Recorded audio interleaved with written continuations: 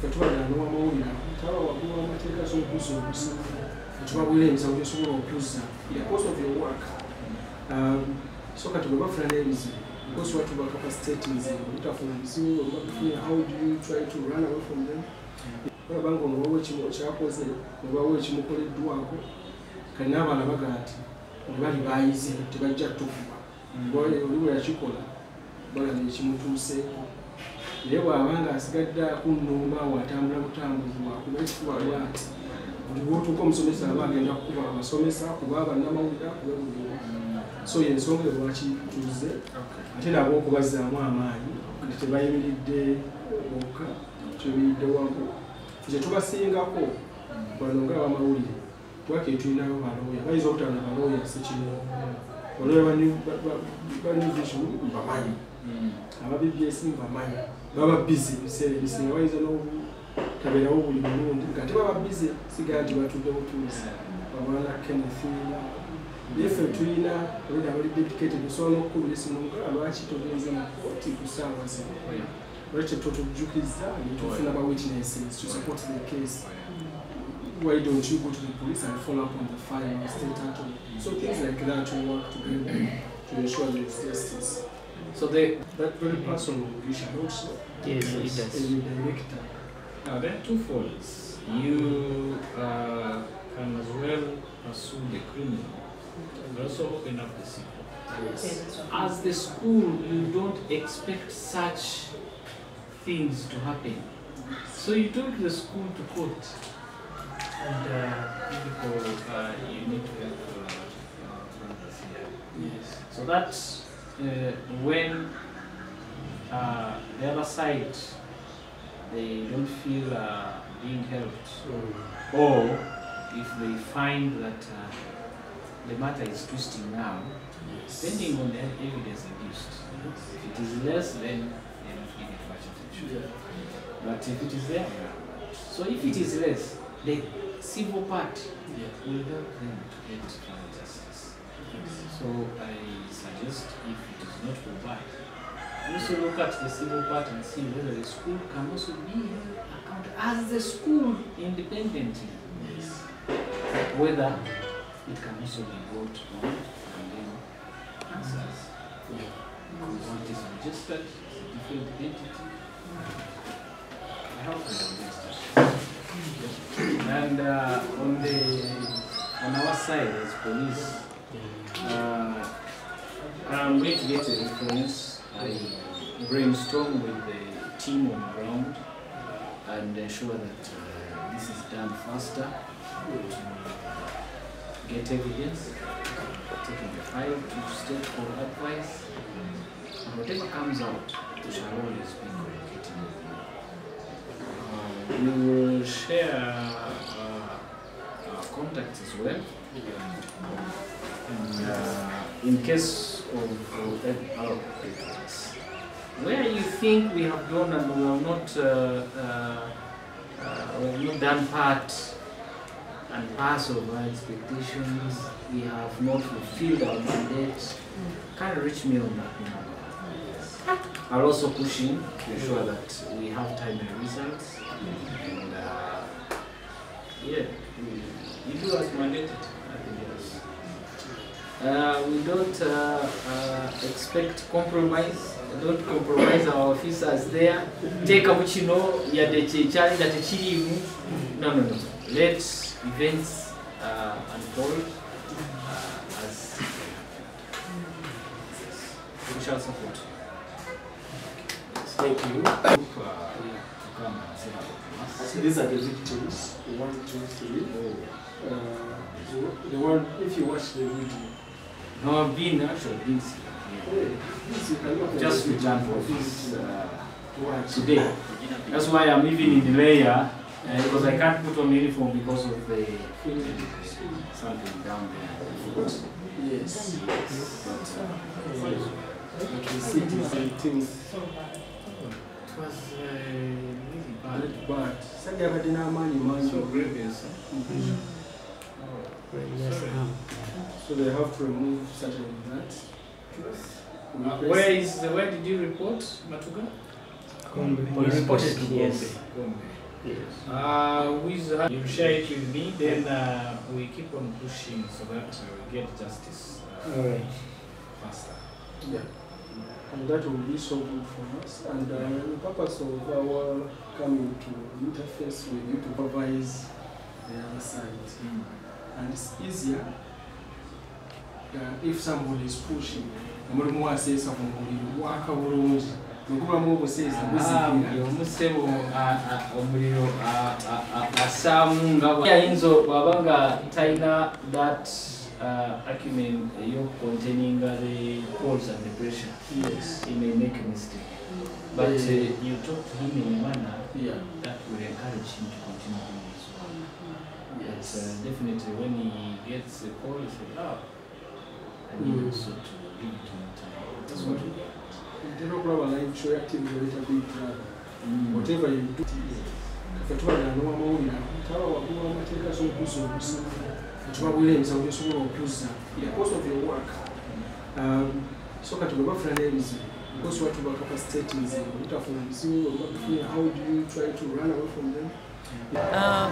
Ng'ekitongole ekirwanira eddembe ly'abannamawulire tugenda kulaba nti emisango ab'amawulire gye bagulawo ku poliisi tugifollowinga paka file we banaazitwala ewa state attorney, era bwe zinaatuuka ewa state attorney tujja kulaba nti tuzifollowinga okulaba nti bazisanctioninga bazitwale mu kooti. N'ekirala okuleka okukandoninga omusango gwa criminal tusobola okugulawo omusango ogwa civil okulaba nti bano ab'amawulire bafuna okwenkanya. Amannya gange nze Nanduddu Diana Flavia Okia nga nkolanga munnamateeka ku Human Rights Network Generation. Flavia Nanduddu Diana Okia. Kati tuze ku poliisi ekasanga tukwaye twala poliisi yeeri mu kitundu omusomesa gye yasewukidde empisa director n'akuba ab'amawulire ng'akuba ekyokuttale. Era tuze n'okulaga abapoliisi obumalirivu okukolagana nabo omusonga eno okulaba okunoonyeza kugenda bulungi n'okusobola okufuna obwenkanya. Tuweebaza abapoliisi oba DPC, OCCID na bonna tusanze olwedde ensonga batandise ogigwa mu buufu ne batulaga n'obumalirivu okunoonyereza okulaba ensonga eno ng'eyanguwa etuuke wa state attorney omusango gusobola okutuuka mu mbuga z'amateeka. Kyetunoonya kufuna bwenkanya ate nabo bennyini okulaba first hand ab'amawulire ababadde mu katambi nga bawuttulwa beebaani. Nalaba munnaffe erinnyo lirina okuvaamu, nalaba abafunye obuvune obw'enjawulo ate ne bafuna ne sitoole endala okuva ku gye yabadde munnaffe atwesooseeyo n'agamba nti abamawulire baamusazeeko era abasomesa ne bamukuba n'adduka era essomero lyeyadde kati alitya n'odditya. Naye akatambi bwe kazze naffe bwe tuleese obujulizi obw'enjawulo ekireeta ekirala nti yabadde mulimba nnyo era tumanyi nti kati ebisa bye eby'emirembe mu nsonga eno byadde yeegazaanyizaamu n'okuzimba bigenda kukomaano obwenkanya butandike okwegazaanya. Tusaba nti abantu bonna balina obujulizi bajje bawagira ab'amawulire kubanga ab'amawulire omusango gwe bakoze okukwata amawulire agaba abanyigirizibwa ate nga gwe mulimu gw'amawulire gwe balina okukola. Ate n'omusomesa singa yabadde yeemulugunya nga director yandigeze ku poliisi n'awaaba omusango nga yeemulugunya ku bantu naye talina buyinza bwonna bunaawuka eri ng'enjuki n'atandika okukuba abantu okubasamba ensambagire okubajjamu amannyo ebintu bwe bito ebitajjansa. Era ku kino tugenda gattako ekyokuwandiikira minisitule y'ebyenjigiriza nga tugisaba eweefeeyo okwetegereza ku bukugu n'obumanyirivu bw'omukulu okuddukanya ekifo ekiringa essomero baba basobola okukozesa bwatyo mu maaso g'abasomesa n'abamawulire n'ensi yonna ng'eraba. So ekyo kituyambeko okuba nti nga tugoba omusango guno ogw'amateeka okumenya amateeka tugenda muggulako ogw'engassi ate ne minisitule emunoonyerezaako tulabe ddala oba asaanidde. So olugendo luno bukyali luwanvu naye tumanyi tujja dutambula okukakasa nti abamawulire bafuna obwenkanya. Era tusaba buli ali eyo abamawulire baba bazze bawe kye baagala information oba tugina bagambe ntugina naye tobafuukira kooti weemulugunye ofuuke omulamuzi ogabe n'ekibonerezo nga mukumusha bwakoze. Ekityo kikyamu nnyo era kimenya eddembe ly'obuntu, kityoboola eddembe ly'okweyogera, kityoboola eddembe ly'abamawulire. Ensonga lwaki tusitukiddemu okukuubira okulanga obwenkanya bukolebwa mu nsonga bweti. Mpozi njya nnyo okutuusa okusaba na Uganda munnamulefa namawulire twatendekebwa kubeera nga tuli benkanya bwe mba nga nziza okufunako oludda lwo ate ndowooza walibadde webaza Katonda olw'ensonga nti kiba kikuyamba naawe okuvaayo ne wennyonnyolako naye gwe bw'osaba okutwaliza amateeka mu ngalo munne tewali n'omu ali waggulu w'amateeka era njagala okukakasa nti omukulu we yatwalidde amateeka mu nadda kuba naffe n'akubanga ekyokuttale ssebo ojja kuvunaanibwa bw'oba owulira ng'oli aggrieved osobola okukozesa legal avenues naye ate notowooza kugamba nti ojja kutwala amateeka mu ngalo so teri n'omu ali waggulu w'amateeka eggwanga litambulira ku mateeka gwe wenna awulira nti tomatidde genda mu kooti kuba wamawuli teri waki waggulu w'amateeka omukulu oyo njijukirako emyezi ng'ebiri ensaba yaleeta abalala ne beemulugunya ku nsonga y'emu ate n'asaba okutwala amateeka mu ngalo so tali waggulu w'amateeka nga n'omuntu omulala yenna era tukakasa nti obwenkanya bujja kuvaayo eri bannaffe abakubiddwa.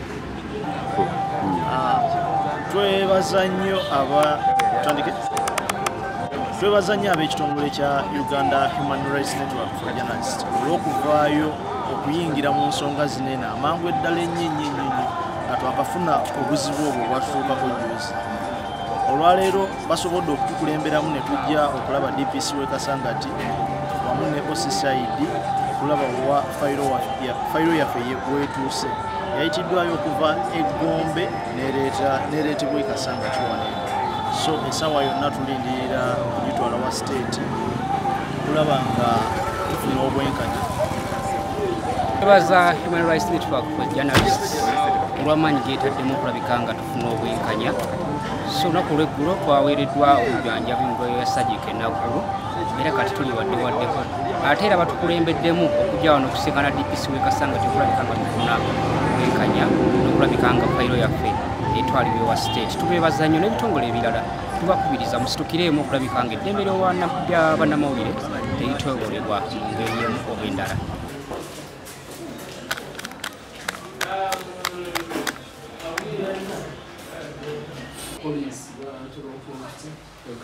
batunenya netukola obulungi n'obubi naffe twagala naffe bwetutyo tutambula naffe tubasaba mutukolereko ku bino olubise lusinga tutandika tulesheribwaggula yekka so kati nga Human Rights Network for Journalists Uganda okugamba ssebo twagala tusaba tutambulire wamu mu nsonga eno tulabe bwe tugikusa kubanga walimu ebikolwa bibiri ekyobumenyi bw'amateeka n'ekyokweyisa mu ngeri etajjanza kola babadde nga tewali tteeka era tusobola kweyisa bwotyo naddala omukulembeze wa West Archer mbeera muoba kati nayiroona ebyuma by'abaana nabakuba jo twaba tutte mu ddwaliro eri ku sajjako.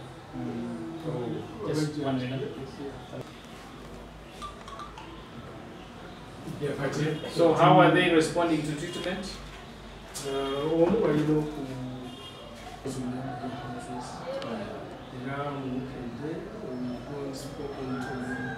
abakozi bona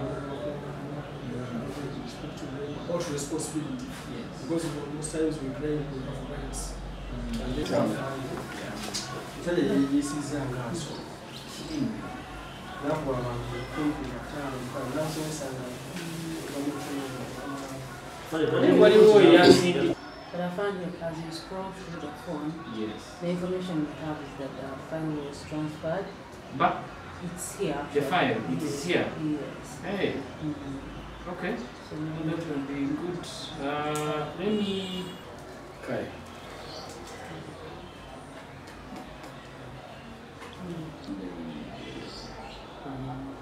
Ziri kwanza naguddeho nono nagulawo tebazigasa wali musomero mwamulabyeko tetunaddayo kusomero.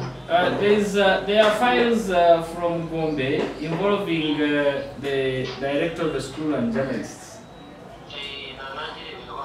Okay, the team is here. They wanted to come and say hello to you. It's okay. Okay, let me send them over. Yeah, indeed the file is here. Yes, so this is OCCID. He has confirmed that the files are here. So go there. Ekyo jja nnyo. Major, where are you going? Apana was coming to your office. Major, Mariam, come. Let her take you.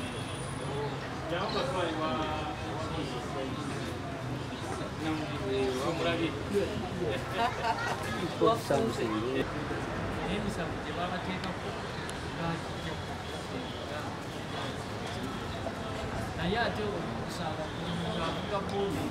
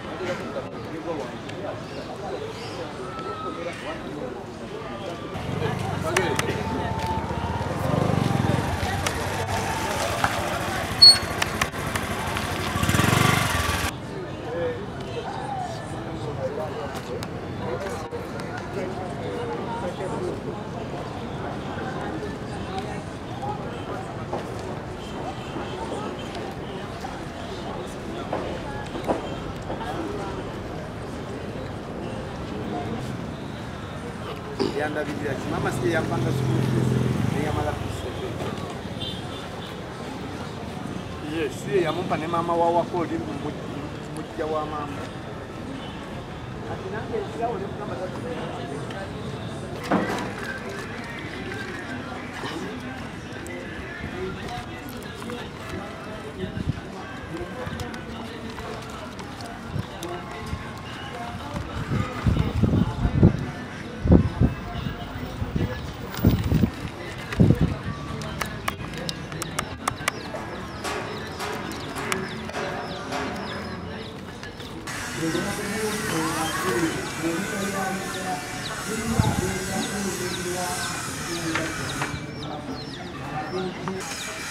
kirabika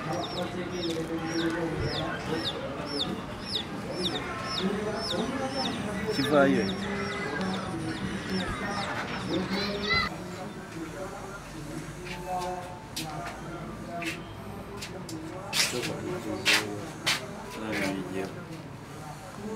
kuba